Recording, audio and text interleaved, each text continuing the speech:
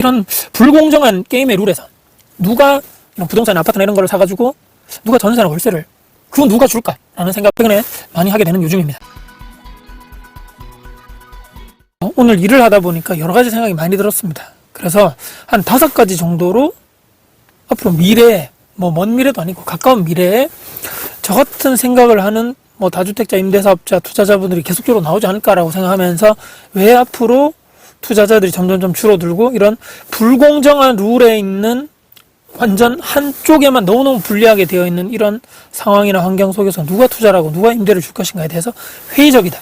5가지 정도로 여러분께 한번 말씀드려 보겠습니다. 첫 번째는요, 취득세, 보유세, 양도세, 여러 가지 부동산을 갖고 있고 거래를 하면서 여러 가지 드는 비용, 세금, 여전히 그 벽이 높다라고 생각합니다. 투자를 하는 이유가 무엇입니까? 나의 한정적인 돈, 이 자산으로 내 돈만 가지고 보통 이렇게 부동산을 살 수 없으니까 레버리지를 한다는 얘기죠. 레버리지. 대출할 수도 있고 다른 분들의 임차인분들의 전세금을 활용할 수도 있겠죠. 이것을 통해서 투자를 하는데 미래에 내가 충분하게 차익이 실현이 가능하겠다고 예상을 하는 부동산 투자를 해야 되겠죠. 공부를 하고 미리 남들보다 반박자 빠르게 매수를 해서 2년이 됐든 4년이 됐든 간에 운영을 한 다음에 나중에 매도하는 건데, 특히나 이렇게 집을 사서 다른 사람들에게 임대를 주는 임대사업자, 다주택자 이런 사람들 있죠. 이런 사람들에 대한 세금적인 허들, 벽이 생각보다 아직까지 높다. 대출이 있다면 추가적으로 대출 이자까지 추가로 현금이, 그러니까 매달 고정적으로 계속적으로 나가는 상황입니다.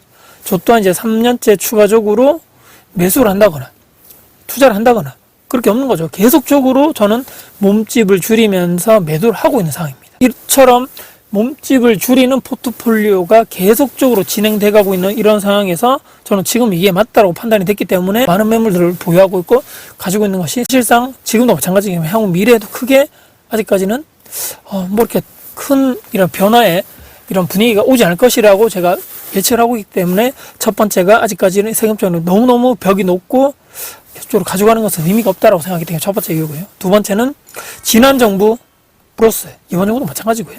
여전히 인식입니다. 인식적인 측면에서 여전히 너는 적폐야. 넌 도덕적으로 문제가 있거나 욕심도 많고 탐욕쟁이고 그냥 가만히 앉아가지고 말이야. 이 불로소득 받으려니 편하게 돈 벌려고 하는 너희들 때문에 집값이 올라가고 전월세 가격이 올라가는 그런 원흉이야. 세금 폭탄을 때려가지고 다 그냥 족쳐버려야 돼.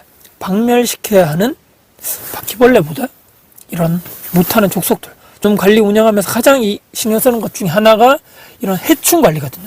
바퀴벌레라든지 여러 가지 벌레들이 꼬이면 정말 힘들기 때문에 그거에 대해서 정말 이렇게 딱 해충 박멸하는 것을 많이 유심하게 보고 이런 박멸하는 액체도 많이 뿌리고 하는데 거기 이런 바퀴벌레보다 못한 해충들보다 못한 것으로 자꾸 인식되는 이런 씁쓸한 현실, 누가 대한민국에서 전세를 주고 월세를 주고 누가 공급하지? 다수의 의견은 이제 인식이 변화가 많이 되고 있고 개선되고 있다고 생각하지만 아직까지도 많은 사람들이 이런 인식적인 변화 틀 안에서 생각을 하고 있다라고 생각하는 것이 하나의 압박으로 또 그들께 다가오는 것이 아닌가라고 생각하는 것이 두 번째고요. 세 번째는 쉽게 얘기하면 돈입니다. 돈이 없다는 얘기입니다. 최근에 저도 마찬가지겠지만 3년, 4년간의 역전세, 이 돈을 다 있는 것도 다 탈탈 털어가지고 내드렸고 없는 거는 대출받아서까지 내드린 거죠. 금리 또 팍팍팍 올라가다 보니까 그 이자 부담이 엄청나게 힘들었다. 또 여러 가지 가지고 있기만 해도 보유세나 이런 거 여러 가지 내느라 다주택자는 또 대출도 안 되죠. 추가적으로 레버리지를 이용해야 하는 부동산 매수인데 자금줄이 막혔다라고 우리가 딱 판단을 되었을 때 통장이 말라가면서 더 이상 이런 부동산 시장에 투자자는 지금 유입되기가 힘든 구조다. 앞으로도 저는 이 대출 규제, 여러 가지 다주택자 규제들이 쉽게 풀릴 거라고 예상하기 거의 힘들다 보니까 점점 이런 쪽으로 봤을 때는 더더더 전월세 주는 사람들이 줄어들지 않을 거라고 생각하는 게 세 번째고요. 네 번째는 1번의 이 세금적인 허들이 높다. 여기서 비슷하지만 조금 더 확장돼서 다른 부분이 있습니다. 변동성이 그러니까 너무 크고 불확실성이 너무 높다.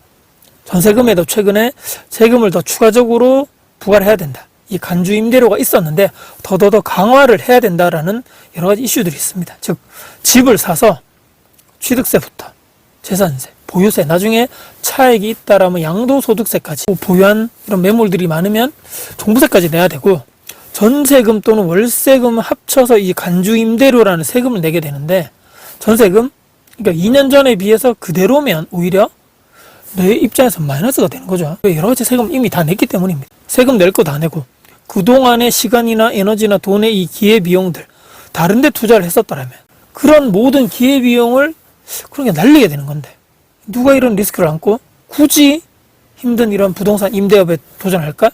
집주인은 전세를 이렇게 주는 2년이나 4년 동안 아무것도 하지도 않고 안전하게 그 돈을 보유를 하고 있다가 계약 만료가 딱 되면 그때 안전하게 내줘라? 하지만 그 동안에 각종 부동산 관련 세금들은 집주인들이 다 내고 그리고 그 선한 임차인 분들이 거주하는 동안에 불편사항들 집을 고쳐야 한다거나 뭐 파손됐다거나 이런 거 있죠. 모두 다 집주인들 비용으로 해야지. 그게 정의 맞습니까, 여러분들? 이 정의 맞나요? 갑자기 법을 바꾼다거나 임대차 3법처럼 기존의 계약에도 갑자기 막 적용을 해버린다거나 이런 예측성이 좀 어렵다. 불확실성이 너무 크다는 얘기입니다. 이런 모든 분위기적인 것을 보고 야 이거 가지고 있다가는 힘들겠는데 투자를 여러 개 하다가는 완전 그냥 골로 가겠네라고 생각하기 때문에 앞으로 점점 임대업을 하는 사람들 임대 물량이 나오기는 힘들다라고 생각합니다. 마지막 5번째입니다. 세상에는요 악덕하고 나쁜 이런 탐욕적인 집주인 임대사업자 그런 사람도 있지만 반대 경우도 현실에서는 존재를 한다는 것이 팩트입니다. 악덕 임차인 내부 파손하고 임대로 밀려도 말이죠. 이 집주인이 울며 사정하면서 이사비 주고 내보내야 하는 사항들도 비일비재합니다. 누가 갑질을 하냐 말입니다. 임차인이 오히려 초울트라 갑질하는 경우도 현실에는 일어나고 있다. 외국에 이제 뭐 임대하는 업체 그런 뭐 회사나 외국 자본이 막 들어온다라는 뉴스가 있는데 요즘 또 조용하던데 들어온지 안 들어온지 모르겠습니다. 근데 들어와가지고 현실을 바뀌어가는 그런 임대 문화를 저도 제 눈으로 한번 제 살아생전에 한번 보고 싶은 게 정말 솔직한 심정입니다. 대한민국 사람들끼리 말이죠. 계약됐는데 정으로 말이죠. 정. 계약도 있는데 그 정이 있잖아요. 이 정도까지는 괜찮지. 그래. 이사 그렇게 조심해서 잘 나가라. 내가 집주인이 내가 고치지 뭐. 이 정도 파손이야 뭐 돈 얼마 안 하니까. 이런 문화 말이죠. 하나부터 열까지 모두 다 이제 체크를 하고 이런 전문가분들이 와서 확실하게 모든 사항을 다 체크한다 그러죠. 이제 임대하는 그런 회사들이 외국 자본들이 들어오면 말이죠. 그 뒤에 보증금 내준다 합니다. 법적 절차도 엄청나게 까다롭고 하나부터 열까지 다 따진다 그러죠. 이런 유튜브나 이런 데 보시면 외국에 거주하는 기간에 월세로 살아보셨던 분들 그런 영상을 저도 많이 봤는데 하나하나 다 따지고 잔기스 하나까지도 사진 예전에 비교하면서까지 다 보상을 해주고 나가야 된 너무너무 힘들다라고 제가 한두 개 본 게 아니거든요. 그런 기업들 당연히 그런 회사 자본이 들어오기 때문에 그 회사의 목적이 무엇입니까? 이윤 추구가 그 회사나 조직의 최대 목적인데 회사 자산에 만약에 손해가 보이고 고장이 났고 파손이 있다? 그들의 입장에서 절대로 넘어갈 수 없는 거죠. 그런 절차나 순서가 사실 올바른 거죠. 이런 임대업에도. 근데 그동안에 대한민국에서 뭐 좋은 게 좋은 거라고 해서 이삿날에 가가지고 서로 막 임차인, 집주인이 서로 목소리 높이고 싸우기 싫으니까 좋게 하자였지만 이런 문화가 이제 달라진다라면 저는 이제 적응 잘하고 기존에 잘해 오셨던 그런 임대인 분들, 집주인들은 잘 생존하고 앞으로도 잘해 나갈지도 모르겠다라는 생각을 하게 됐습니다. 야반 도주, 집안 내부 파손하고 계약사항 어기는 것은 막 밥 먹듯이 당하고 월세 연체, 지인들 특히 원룸이라는데 비아파트 쪽에 막 지인들 데리고 와서 밤에 막 고성방괴하고 주변 사람들 피해주고 나몰라라 하고 내가 낸데 내 집에서 내가 한다는데 당신이 뭐야? 집에서 담배 피고 막 다 배기고 냄새 동물 키우지 말았는데 동물 다 키우고 야 이거 도저히 할 짓이 안 되는구나. 이런 사람들 다 떠나면 누가 임대업 하죠? 정말 임차인들은 다 선하고 착하고 임대인들은 악하고 적폐 맞나요? 저는 케바케 사람마다 다 다르다. 임대업을 15년 정도 해보니까 제 나름대로 확실하게 여러분 강력하게 말씀드릴 수 있는 팩트 중에 팩트다. 이런 상황에서 임대업을 과연 누가 할까? 특히 앞으로 지방에서 아파트, 비아파트 다 포함해서 말입니다. 여기서도 지방에서도 지금 똘똘한 한 채, 똘똘한 두 채, 취득세 중과 안 되는 이 선에서만 다들 하고 있는데 1% 정도의 각 지역의 대장이나 랜드마크 아파트들 거기만 뭐 신고가가 오른다 그러고 지방도 마찬가지입니다. 99%까지 비리비리하고 막 지지질 막 땅을 기고 있는 거죠. 다 던지고 다 무너지고 다 망하면 정말 뭐 50%더 폭락해야 된다, 가격 더 조정돼야 된다, 더 빠져야 된다 하는 사람들이 원하는 천국이 오는 게 맞습니까? 앞으로 점점 이런 추세가 계속되고 궁극적으로는 그렇기 때문에 하나로 다 결론이 가는 거죠. 임대 물량의 감소, 전월세가 상승하고 이 원하던 세상 맞나요? 이 월급을 받아서 주거비 부담이 계속적으로 올라가고 물가는 오르니까 월급 받아서 밥 먹고 사는 식비 부담이 계속적으로 올라가는데, 월세 내면 이 주거비도 계속적으로 올라가고. 아니, 언제 그러면 내 돈 모아서 저축해가지고 내 집 마련 하지? 이미 그때 주거 사다리, 주거 이동의 이런 주거 사다리는 없어진 지 오래가 될 수도 있습니다. 뭐가 잘못됐는지 깨달았어도 이미 늦었을 확률도 높다는 얘기겠죠. 어느 한쪽 분야에 그런 쪽만, 반대쪽이 아닌 그쪽만 계속적으로 주구장창 패버리면, 없애버리면, 탄압하면 생각지도 못한 이 반대쪽에서 역작용이 예측하지 못하는 그런 나쁜 결과들이 생길지도 모르고 또 지금도 이미 일어나고 있다는 것을 생각하셔야 됩니다. 아니, 그런 것까지 네가 걱정하고 막 그러냐, 주제 넘게. 역시 다주택자들 탄압하고 막 하니까 막 죽어나가니까 저런 소리 하네, 악플 달릴지도 모르겠는데, 본인 또는 본인의 부모님들, 친구들, 그런 어떤 자산을 사서 주인이 됐단 말입니다. 그 명의자가 내가 됐다, 내 것이 됐는데, 반대쪽, 그러니까 그걸 가지지 못한 사람이 그제서야 욕을 하고 손가락질하고 없애버려야 된다라는 그런 존재를 그때 가서 들으면 과연 지금 제가 말씀드리고 있는 이 생각을 이해할까요? 거울 치료를 우리가 받아봐야지 깨닫는 건 아닌가 생각을 해봐야 되는 것이고, 현실 저는 있는 그대로 말씀드리고 싶을 뿐입니다. 받아들이고 받아들이지 않고는 영상을 보시는 우리 구독자, 시청자님들의 자유겠죠. 이렇게 다양한 의견들이 존재하는 것은 당연한 일입니다. 하지만 이 무조건적인 혐오나 악플은 좀 삼가를 해야 됩니다.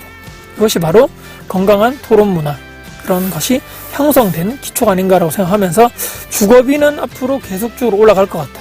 지방도 머지않아서 저는 닥쳐올 미래라고 봅니다. 미리 대비하는 사람만이 위기를 슬기롭게 극복할 수 있다고 생각하고, 하루하루 그날만 그냥 생각하는 사람들이 나중에 잘못된 판단을 또 선택할 확률이 높다. 이유는요, 보통 문제가 막 발생했을 때 사람이 이성적이고 딱 판단을 탁탁 가치중립적으로 객관적으로 하기보다는 비이성적이고 충동적이고 감정적이고 생각을 하고 행동을 컨트롤하지 못할 그런 확률이 높아지니 말입니다. 성인이 우리가 다 됐습니다. 성인, 영상 보시는 분들 중에 다 성인이죠. 우린 스스로 선택할 수 있는 자유의지를 가졌고요. 그에 따른 결과들도 내가 어른이기 때문에, 성인이기 때문에 스스로 저는 책임지는 것이 맞다라고 이런 마지막 제 또 생각을 말씀하고 정리드리면서, 오늘 제가 5가지 정도 정리드렸던, 앞으로도 점점 이런 임대업을 할 사람들은 줄어가고 임대 물량들은 시장에서 점점 줄어갈 수밖에 없는 현실적인 제 생각, 예측을 정리해서 말씀드려봤습니다. 우리 영상 여러분께 도움 되셨다면 구독, 좋아요, 알람 설정, 댓글 주시고요. 정작 주변 분들께 공유될 가치가 있다라고 생각하시다면 널리 공유 부탁드리겠습니다. 여러분들 진심으로 응원하겠습니다. 화이팅입니다.